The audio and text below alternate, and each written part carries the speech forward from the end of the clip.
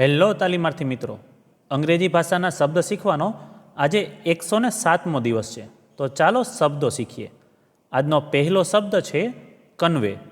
તેનો સ્પેલિંગ છે CONVEY.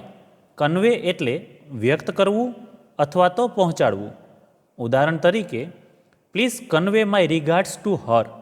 કૃપા કરીને મારા અભિવાદન તેને પહોંચાડો.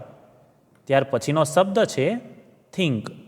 તેનો સ્પેલિંગ છે THINK. થિંક એટલે વિચારવું. ઉદાહરણ તરીકે, think before taking a decision. નિર્ણય લેતા પહેલાં વિચારો. ત્યાર પછીનો શબ્દ છે રિમેમ્બર. તેનો સ્પેલિંગ છે REMEMBER. રિમેમ્બર એટલે યાદ રાખવું. ઉદાહરણ તરીકે, રિમેમ્બર ધીસ ઇન્સ્ટ્રક્શન. આ સૂચના યાદ રાખો. ત્યાર પછીનો શબ્દ છે અફોર્ડેબલ. તેનો સ્પેલિંગ છે AFFORDABLE. અફોર્ડેબલ એટલે પરવડે તેવું. ઉદાહરણ તરીકે, ધીસ સર્વિસ ઇઝ અફોર્ડેબલ. આ સેવા પરવડે તેવી છે.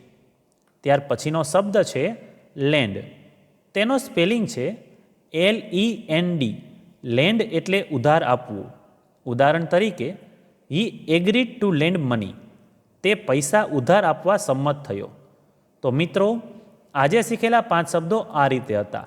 કન્વે એટલે વ્યક્ત કરવું, થિંક એટલે વિચારવું, રિમેમ્બર એટલે યાદ રાખવું, અફોર્ડેબલ એટલે પરવડે તેવું અને લેન્ડ એટલે ઉધાર આપવું. તો આવી જ રીતે ITIની અને જોબની અપડેટ માટે આ ચેનલને સબસ્ક્રાઈબ જરૂર કરજો.